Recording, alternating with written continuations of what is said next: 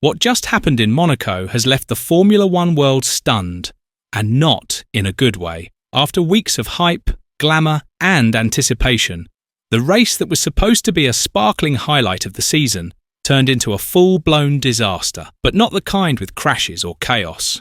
No, this was worse. This was a silent failure, a strategic black hole, a race so dull, so locked in place that even the most loyal fans were left wondering, what's the point? And now, the backlash is erupting, not from angry fans on social media, but from inside the paddock, from team bosses, from the engineers, from the very people who live and breathe this sport.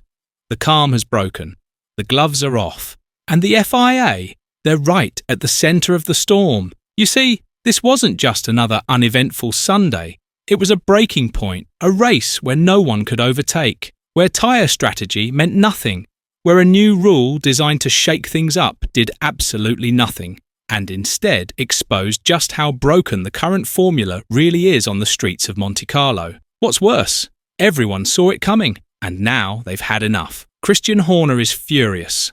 Toto Wolff is demanding answers. And what they've just said publicly has sent shockwaves through the entire sport. This isn't just a complaint about a boring race. It's a warning. If Formula One keeps going down this road, one of its most legendary races might not survive the next few seasons. And here's where it gets even more insane.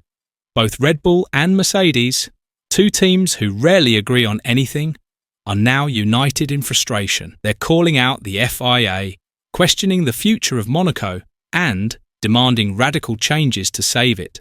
Because what happened last weekend wasn't just bad, it was catastrophic. So what exactly did Horner and Wolff say? Why are F1 teams turning on the FIA, and how could this scandal end up rewriting the rulebook? Stay with us, because this is the kind of story that changes everything. Before we dive into the chaos, make sure to smash that like button, subscribe to the channel, and stick around until the end. Because the truth behind the Monaco meltdown is far more explosive than you think. The 2025 Monaco Grand Prix was supposed to be a turning point, a fresh take on an old classic. But what it became was a masterclass in everything that's wrong with Formula One's most iconic race. And this time, the complaints weren't just about the lack of overtakes or the narrow streets. They were about a deeper issue, the illusion of progress, the failure of regulation, and the stubborn refusal to accept that Monaco, in its current form, simply doesn't work anymore. The race itself unfolded in the most predictable way imaginable. From the moment Lando Norris secured pole position on Saturday, it was as if the checkered flag had already been waved. Sunday became a formality, a slow, processional cruise through 78 laps of scenery with barely a hint of tension. Despite the much-hyped introduction of the mandatory two-stop strategy, designed to force variation and disrupt the status quo, the running order barely moved. Pit stops came and went, but the gaps between drivers remained frozen. There were no aggressive undercuts, no late stints on softs, no real gamble from the midfield. Teams didn't take risks because the track offered no reward. Overtaking? Out of the question. The layout saw to that.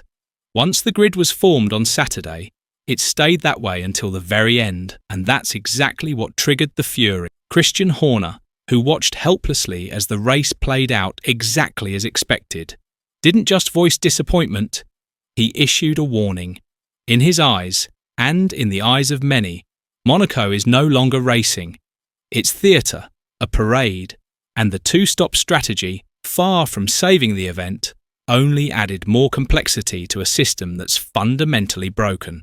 It was more interesting strategically, he admitted, but that's not enough. The race was done on Saturday. His criticism wasn't about the lack of effort. It was about the lack of substance.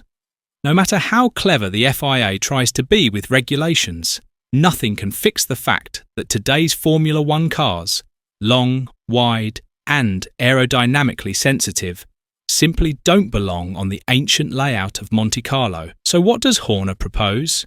Not scrapping the Grand Prix, but reshaping it. He's not calling for a total redesign, but for intelligent tweaks that could breathe life into the event. His suggestions are simple, yet bold. Extend the braking zone at the end of the tunnel. Reconfigure. Turn 1 to allow a real overtaking chance. Rethink the barriers in 1 or 2 places to create genuine side-by-side moments. It just needs one, he said. One proper overtaking zone. That's all it would take. The implication was clear. Monaco can be saved, but not if it stays exactly the same. Even a race as steeped in history as this must evolve. Or fade. Meanwhile, on the other side of the garage rivalry, Toto Wolff's frustrations stemmed from a different yet equally damning perspective. His team came into the weekend with momentum, but they never had a chance. George Russell's qualifying was ruined by a technical issue, and Kimi Antonelli, in his Monaco debut, hit the wall in Q1. P14 and P15, their fate was sealed. And that's the problem. In any other race, a team like Mercedes could fight back.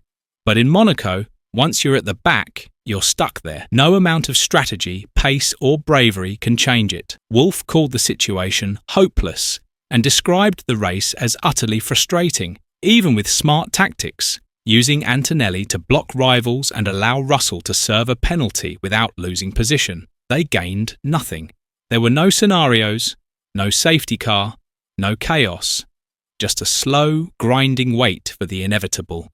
I'm sure many fans didn't enjoy the spectacle, Wolff admitted, and then he turned his attention to the very rule that was meant to shake things up, the mandatory two-stop strategy. We need to look at this again, he said. We can't afford to have races like this where Saturday means everything and Sunday is irrelevant. What's striking is the unity in their message. Horner and Wolff, two rivals often at odds, now speak the same language when it comes to Monaco. The regulations didn't solve the problem. The track itself is outdated. And unless something changes, the Grand Prix risks losing its value as a sporting contest. That unity has started to spread. Team principals up and down the grid are asking the same questions. Is Monaco still fit for purpose? Can it continue to justify its place on the calendar when it produces so little racing? Some have proposed rotating the Monaco Grand Prix with other street circuits to reduce its impact on the championship. Others have suggested introducing reverse grids or sprint races to add a layer of unpredictability. But the consensus forming around the top teams is that the root issue is spatial. The cars are simply too large and the circuit hasn't adapted. There's also a growing sense that the FIA's approach to fixing the spectacle has been superficial. Instead of addressing the track limitations, they've focused on strategy rules, assuming that forcing teams into awkward tyre calls would magically produce excitement. But what the 2025 race proved is that even with bold regulations, the layout wins every time. And so, the pressure on the FIA is mounting. For the first time in years, there's a genuine sense that Monaco's place on the calendar is not guaranteed. If it wants to remain the crown jewel, it has to shine again, not just with glamour, but with action. The sport can't afford to keep defending a race that consistently fails to deliver. To fans around the world, the message from the paddock is clear. The Monaco Grand Prix, in its current form, is broken, and unless the FIA takes decisive structural action, not just cosmetic tweaks, one of Formula One's most iconic races could be racing straight into irrelevance. And that brings us to the question that no one thought we'd ever have to ask. Should Monaco be redesigned? Should it be replaced? Or is there still time to save it, with the right changes, the right vision, and the courage to adapt? Let me know what you think in the comments. And don't forget to like the video, subscribe to the channel, and stay tuned. Because the future of the Monaco Grand Prix might depend on what happens next.